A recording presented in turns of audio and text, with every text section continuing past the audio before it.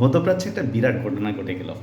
আপনারা শুনলে অবাক হবেন যে মধ্যপ্রাচ্যে একটা বিশেষ ঘটনা ঘটে গেল।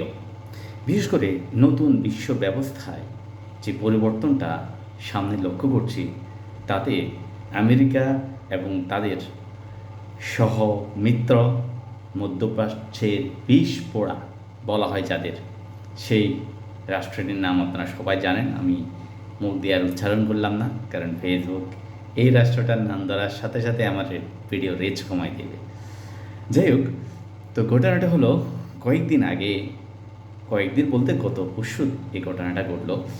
ইরান এবং মার্কিন যুক্তরাষ্ট্র যখন একটা ডেড়ে চুক্তিতে আসার চেষ্টা করতেছে, ঠিক সেই সময় মার্কিন যুক্তরাষ্ট্র চুক্তির একটা গুরুত্বপূর্ণ বিষয় লঙ্ঘন করলো, যে হরমুজ প্রণালীতে তারা ইরানের অনুমতি ছাড়া তাদের একটা নিজস্ব শিপ হরমুজ প্রণালী পার করতে যাচ্ছিল। ইরান সতর্ক করলো বারবার যে এটা করা যাবে না, এটা আইনের চুক্তির একটা বিশেষ লঙ্ঘন। তারা যখন শুনল না, তখন ইরান সেই জায়গাটাতে আক্রমণ করলো। আক্রমণ করার পরবর্তীতে কী হলো, যে আমেরিকা তার সৈন্যদের বা আমেরিকার কেন্দ্রীয় কমান্ড থেকে ইরানের বিভিন্ন বিভিন্ন সামরিক ঘাঁটির উপরে তারা লক্ষ্যবস্তু করলো এবং সেখানে ম্যাসাকার করার চেষ্টা করলো। এইবার তো ইরান সুযোগ পেয়ে গেল। ইরান কী করলো, ফিরতি আক্রমণের প্রতিশোধ হিসেবে বাহরাইন, কুয়েত, বেশ কিছু জায়গায় তাদের আমেরিকার সব ঘাঁটির উপরে বিভিন্ন ধরনের ড্রোন এবং মিসাইল হামলা করলো।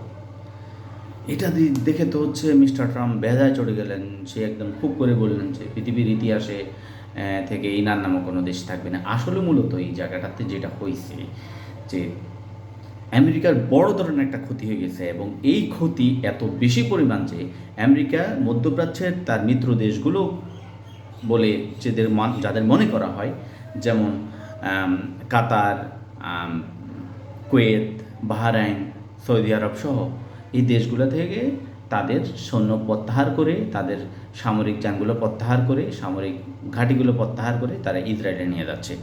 অর্থাৎ এতদিন ধরে মার্কিন যুক্তরাষ্ট্র যে উপসাগরীয় দেশগুলোকে যে প্রোটেকশন, যে সিকিউরিটি দেওয়ার কথা তারা বলছে বা বলার চেষ্টা করছে, সেই জিনিসটা আসলে গোড়েবালি। সেটা আসলে ওই দেশগুলোর জন্য কিছু না, মূলত এটা ইসরায়েলকে প্রোটেকশন দেওয়ার বা ইসরায়েলকে রক্ষা করার জন্য চতুর্দিকে তারা এক ধরনের জাল তৈরি করে রাখছে। তো ইসরায়েলকে প্রোটেকশন তারা দেবে, ঠিক আছে, এটা তাদের নিজস্ব পলিসি। এবং কিন্তু ব্যাপারটা হলো যে আমেরিকার যে মধ্যপ্রাচ্যে পতন হয়ে গেল এর ভিতরে, এটা কিন্তু সহজেই আমরা অনুমান করতে পারছি। তাহলে একটা জিনিস বোঝা গেল যে মধ্যপ্রাচ্যে আমেরিকার যে শক্তি, তাদের যে পাওয়ার, তাদের যে শক্তির যে ভারসাম্য, সেটা অনেকটাই তারা নিজেরা নষ্ট করে ফেললো। এবং আস্তে আস্তে মধ্যপ্রাচ্য থেকে সরে ইসরায়েলে যাবে, এবং ইসরায়েল থেকে সরে আমেরিকা কিন্তু তার নিজের জায়গায়, নিজের দেশে চলে যাবে। অর্থাৎ মধ্যপ্রাচ্যের উপরে তার সামগ্রিক যেই পাওয়ার রয়েছে, যে সামগ্রিক যে তাদের শক্তির রয়েছে, সেটা কিন্তু আস্তে আস্তে ক্ষয় হবে। এবং একটা সময় দেখা যাচ্ছে তারা যদি মধ্যপ্রাচ্য থেকে বের হয়ে যায়, তখন ইসরায়েল নামক এই রাষ্ট্রটি আসলেই একটা থ্রেটের মধ্যে পড়বে। তো এটা বর্তমান অবস্থা। এবং এই জায়গাটাতে আপনার ইরান মধ্যপ্রাচ্যের একটা সুপার পাওয়ার হয়ে উঠবে, এবং প্রত্যেকটা দেশ নিরাপত্তার জন্য, আর আমেরিকা নয়, কিছুদিন পরে হয়তো ইরানের কাছে চলে যাবে। যারা ইরানের কাছে তারা নিরাপত্তা চাইবে। সুতরাং অদূর ভবিষ্যতে যে ইরান মধ্যপ্রাচ্যের একটা উদীয়মান শক্তি এবং অনেকটা সুপার পাওয়ার হয়ে যাবে, মধ্যপ্রাচ্যকে আসলে ইরানই কন্ট্রোল করবে, এটা এখনই অনুমান করা যায়। আরেকটা বিষয় আমেরিকা এবং তাদের মিত্ররা মূলত বিভিন্ন যে চুক্তিগুলো রয়েছে, এই চুক্তিগুলো তারা প্রপারলি মেনটেন করে না। মূলত শক্তিশালী যারা আছে তারা এই কাজগুলো সবসময় করতে বাধ্য নয়। হ্যাঁ, তো এটা এই জন্য করে না, কারণ আপনার আসলে কিছুই করারও থাকবে না। তো সেই হিসেবে ইরান নিজেরা এগুলো আগে থেকেই বুঝতে পারছে, এবং তারা জানে এই চুক্তি যাই হোক, এগুলো দিন শেষে আমেরিকার স্বার্থেতে যদি আঘাত আনে, তাহলে এগুলো আসলে কিছুই থাকবে না, এগুলা পরে যে কোনো সময় আক্রমণ করে বসবে। তো এই কারণে ইরান নিজেরা কিন্তু আগে থেকে প্রস্তুতি নিয়ে রাখছে।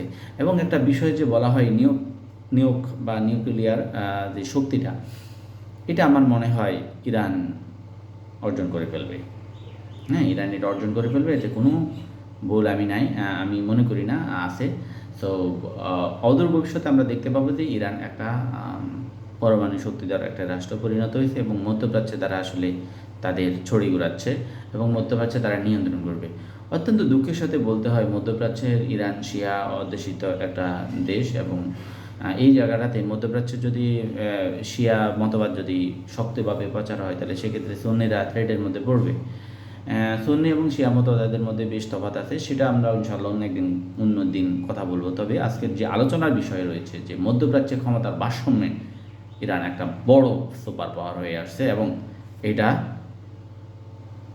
অনেক দিন পর্যন্ত এটা কন্টিনিউ থাকবে, এই ধারণাই করছেন বিশ্লেষকরা। Thank you so much.